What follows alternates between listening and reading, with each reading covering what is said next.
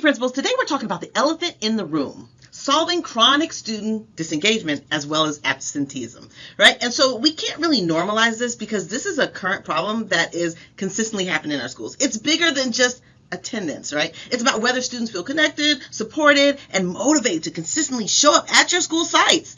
What effective principals are doing is they understand attendance is just not reporting, right? It's about leadership and how we lead well in our schools and how we create the kind of school environment to where students want to be part of and show up every day. Yeah, that's what this presentation is about. Tune in. So 1 in 4 students miss 10% or more of a school year. That's not small. That is major. Thinking about when we no longer are dealing with isolated cases, we're looking at the system level, right? That demands a full system level response, right? And that's why disengagement must be treated as core leadership priority. And just another side note, chronic absence destroys early literacy. So just to be honest, the clearest consequence for chronic absence, it shows up early in early literacy. The gaps are staggering, to say the least. Students who are always absent in the early grades are far less likely to reach proficiency, of course, by the 3rd grade milestone. Meanwhile, students with regular attendance are much more likely to kind of hit that milestone.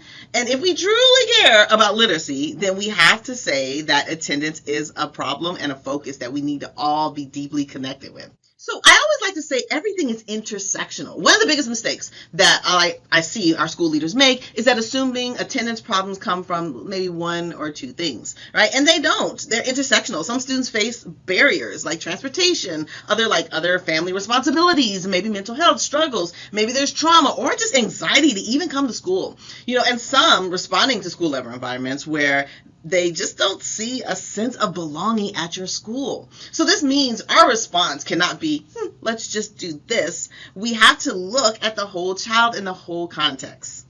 And thinking about looking at the whole child in the whole context, I always like to say when students come into a district, they need to be interviewed. Parents need to be interviewed. What are the resources that you have at your school that you can support the teacher in that manner?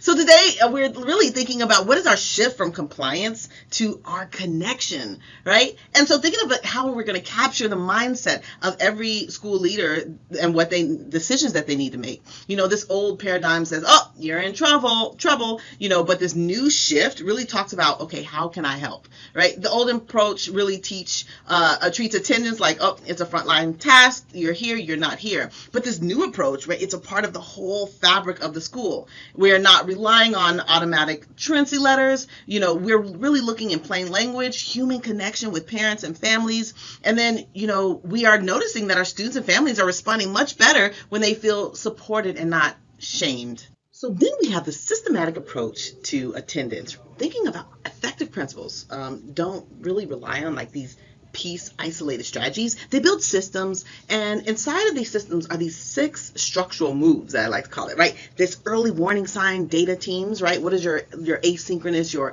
alerts that you get on your phone, your AI automations that you have in place, right? Thinking of supporting the culture shift. What do you have to do to be a part of the fabric of the walls of the schools?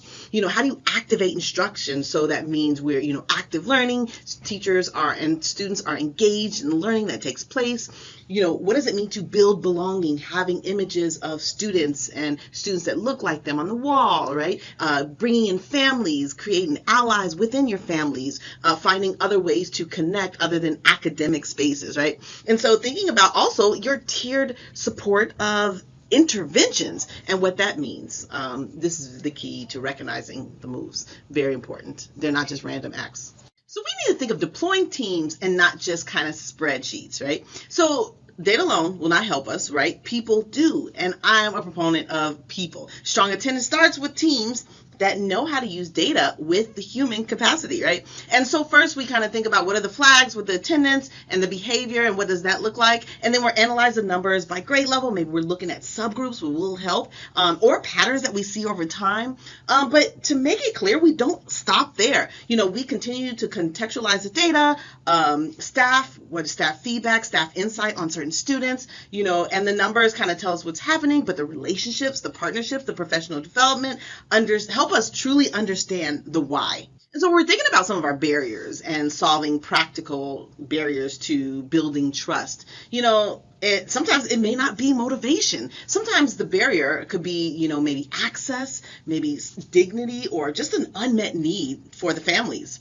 And so looking at this school, this reminds me of this example, a Brooklyn school trying to build trust. The school installed a laundry machine that's, solving, clean clothes, but it's just not solving the clothing issue, right? It, tells students and families, like, we want to see you here. We're willing to respond in non-traditional ways to support students, right? And so it's kind of removing the barrier, removing the shame, and creating the conditions to where students can pretty much show up in confidence. I mean, there's so many schools. I've seen a barber on campus.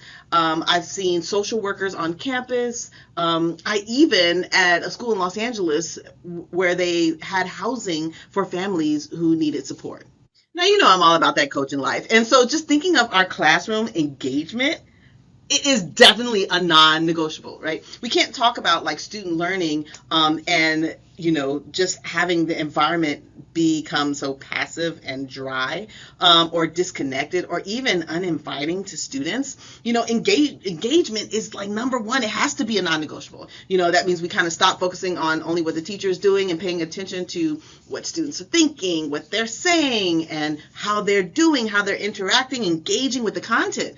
Are they cognitively engaged as well? Are students discussing? Are they having questions? Are they creating? Are they even participating? There's been many classrooms I've walked in where students are complacent for at least 2 to 3 hours and they're not engaged with the content and teachers are not engaging individual students. So thinking of how your attendance can improve when students know that there's a place where they can show up and show out and just matter.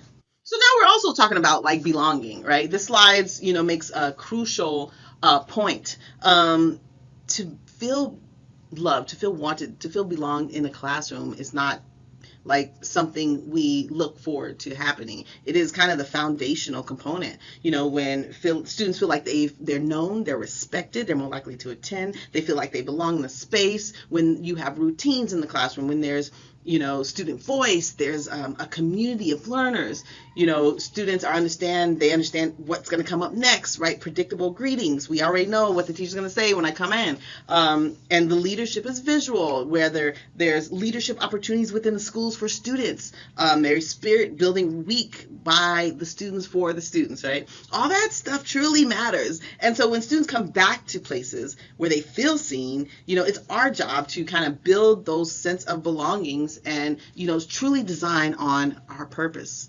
And so in schools, I see sometimes there's a one-way family partnerships. Hey, we're having off tomorrow. Boom. The holiday is coming up. Here is information. But how do we move from a singular point to like intersectionality, right? Families communicate with others, families communicate with the school, right? And so looking at families is not an obstacle, but it is a thing that we must do to increase attendance, right? Work with families. And families are essential partners, right? There's this old idea of notification, the letter that goes out, the automated calls, the better, the hope with the better partnership, right? And so what do things look like that are sent home in plain language? Visits, listening to families, listening to their concern, needs, listening to their strengths, and maybe bringing them on based on their strengths, little nudges to help them become a part of our school fabric and culture.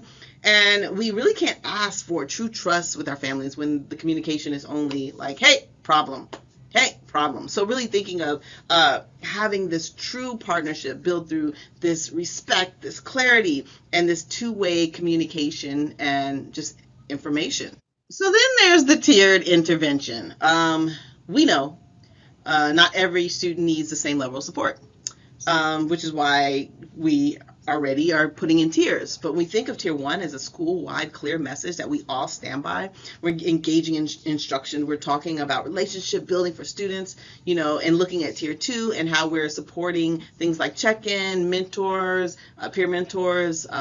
Tier 3 would be more intensive, individualized support requiring a cross, maybe functional support for students, right? But what matters the most is how are these tiers coming together and making sure they're working in tandem for students, right? Thinking about our structure for responding early, being consistent, and responding appropriately for the individual student needs.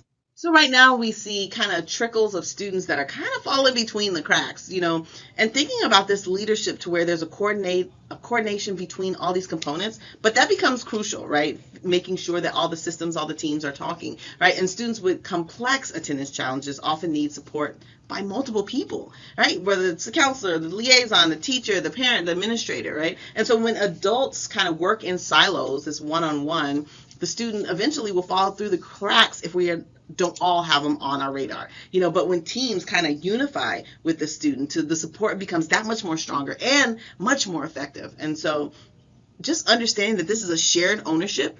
And of course, we see now attendance cannot live inside of just one space, one department. It's everybody's work. We're all doing it. Last but not least, we know attendance indicates student well-being, right?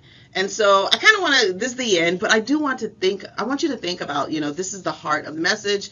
We're not about compliance. It's an indicator of student well-being. When students are absent, they miss information. This is telling us something about the connection, the support, and how they feel. Are they safe? And the school readiness. Are we ready to support a group of students that need something a little different? So as effective leader, how are you using data? How are you connecting the data concerns? How are you solving the problems? How are you building those relationships? And then how do we move all the components together, right? So nobody falls through the cracks. All right, I hope these tips help. If you need more information, DM me for more. Talk to you later. Bye.